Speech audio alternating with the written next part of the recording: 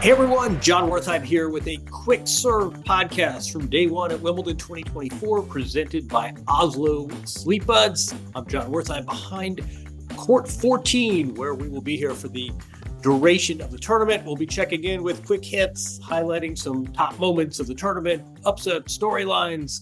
Andy gets back and he will take us for some previews later in week two. But day one, busy day one, fresh grass, fresh chalk, fresh strawberries, the air thick with possibility. It's day one at a major. It's a little like opening day in baseball. We've got fresh green grass. We have excitement. The difference, of course, is that half the people that played today will no longer be advancing. But a lot of big names in the draw and a lot of big names advance. So first, we'll go through some of the high points of today. Carlos Alcaraz, fresh off winning the Roland Garros final a mere 3 weeks and a day ago, the defending champion, he looked quite good. He played Mark Lyall, an Estonian kid with an absolutely spectacular head of hair. YouTube and Google Image are your friends. And Carlos looked good. He was a little nervous at first, 7-6 in the first set, then 7-5, 6-2.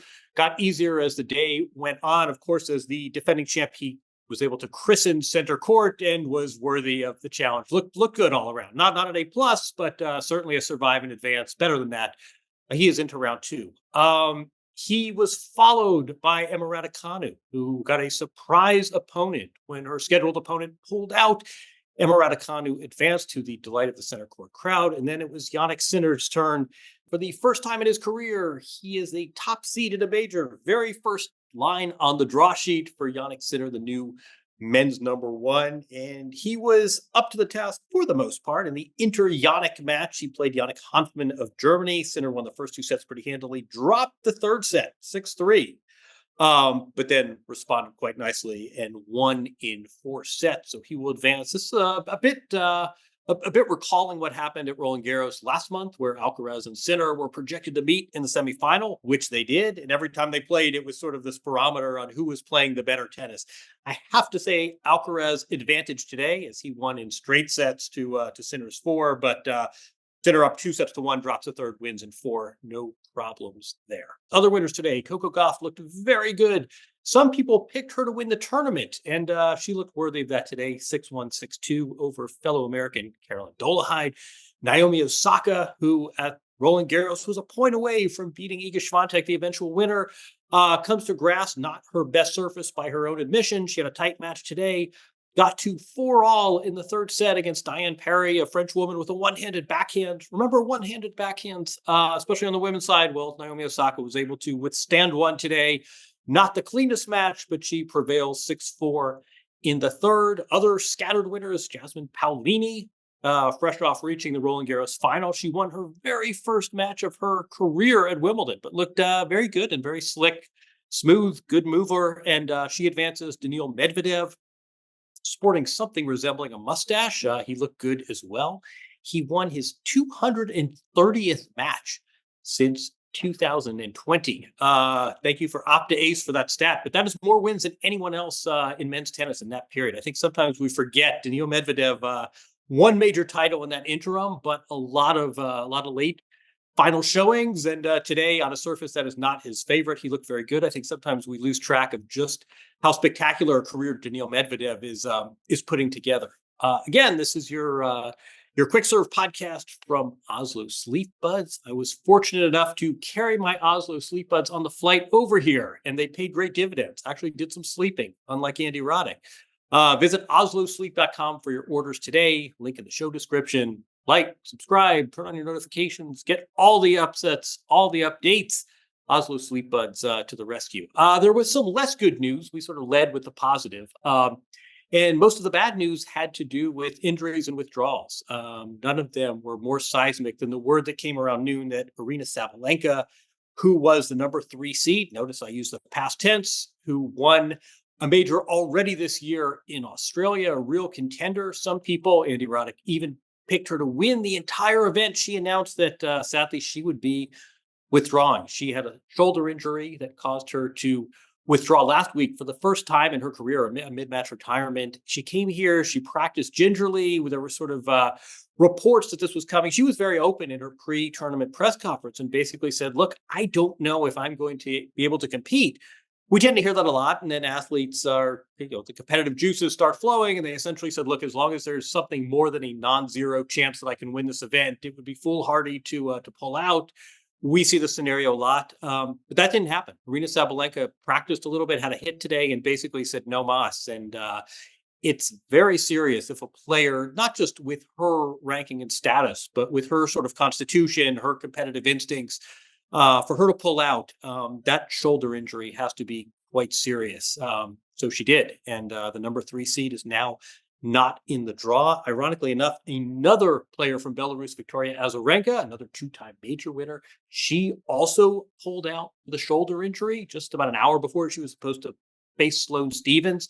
So no seismic upsets right now, but the big story, at least from the unfortunate, regrettable, negative department, does seem to be players and these injuries.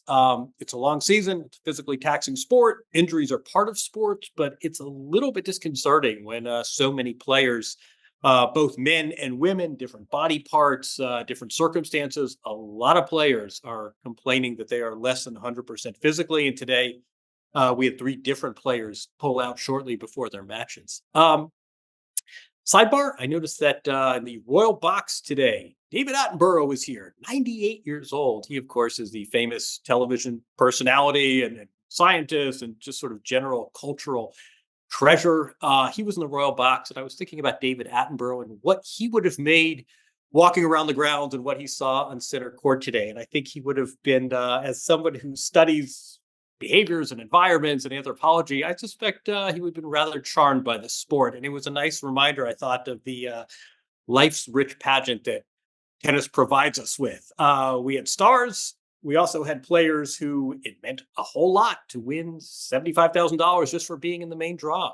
We had players like Lulu Sun, who took out Queen Win, who, again, someone, Andy Roddick, predicted would do quite well. Lulu Sun, who used to go by Radovic. She was born in New Zealand. She played for Switzerland. She played for the University of Texas. Ironically enough, she won the decisive point when the Longhorns won the NCAA title. That was the Peyton Stearns team. And here she is playing back for New Zealand and takes out the number 7 seed. It's just sort of stories like that fall between the cracks. Marta Kostyuk, the Ukrainian player who came out today in a dress she designed to resemble her wedding dress. Again, all of these sort of stories, we see players of all shapes and sizes and backgrounds and genders and ages. Again, I kept thinking of David Attenborough taking in this environment and being rather impressed by all the diversity. And then finally, I was struck by Stan Wawrinka, who at age 39 years old, 39, that's older than Nadal and Murray and Djokovic, who we were all speculating about how much longer they're out here. Stan Wawrinka, age 39, got through today. And I had a chance to interview him after the match. And I sort of said, look, you're 39 years old. You've had a hell of a career. You are 1 Wimbledon away from a career slam.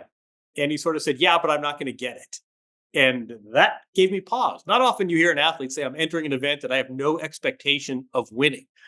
And he was being dead serious and sort of essentially said, look, my best days are behind me. I'm going to be sitting there watching when Sinner or Alcaraz, whoever, plays in the final, the same way I was a few weeks ago at Roland Garros. And Stan Wawrinka, though, at age 39, seems resigned to the fact his days of winning majors are over. This is not sandbagging. He was being very serious and said, look, I genuinely don't think I'm going to win this event. However, I still have such passion for this sport. I still have such passion for competing. There's no reason for me to quit. I'm taking a measure of pride in the fact that at age 39, I'm still durable. My body's still up for it. I love coming here. It still feels fresh. Why would I walk away from that? Stan Wawrinka in his next match plays someone else north of age 35, Gael Monfils, who, they've had a lot of history together. They came up through the ranks together. Stan Wawrinka said, look, now we used to start off and we'd play PlayStation against each other. We'd be knucklehead teenage buddies. And now we talk about our lives and our kids and our physical compromises. But those two guys, age 39 and 37, are about to play in the second round of Wimbledon. And I think it's a good reminder that this is really a special sport. B, for all the trouble, for all the physical ailments, for all the shoulder injuries that cause you to sadly and tearfully pull out of events an hour before you're supposed to take the court, there are still a lot of rewards, and that the rewards extend beyond just lifting trophies. And here, Stan Wawrinka is a three-time major champion. He is a few months from turning age 40, and he is still out here. Different expectations that he had 10 years ago when he was winning majors, but it's still worthwhile for him to compete. He still has the passion, and I found that to be really quite poignant. So that match is going to take place on Wednesday. On Tuesday, Novak Djokovic we hope, be playing his first round match. Andy Murray at this moment we hope be playing his first round match. Iga Swiatek will try to win Wimbledon for the first time. She'll try to get beyond the quarterfinals for the first time. She kicks off her campaign against Sonia Kenin. Dozens of other matches. Taylor Fritz is in action as well. There will likely be some matches from tonight, from Monday, that may well carry over.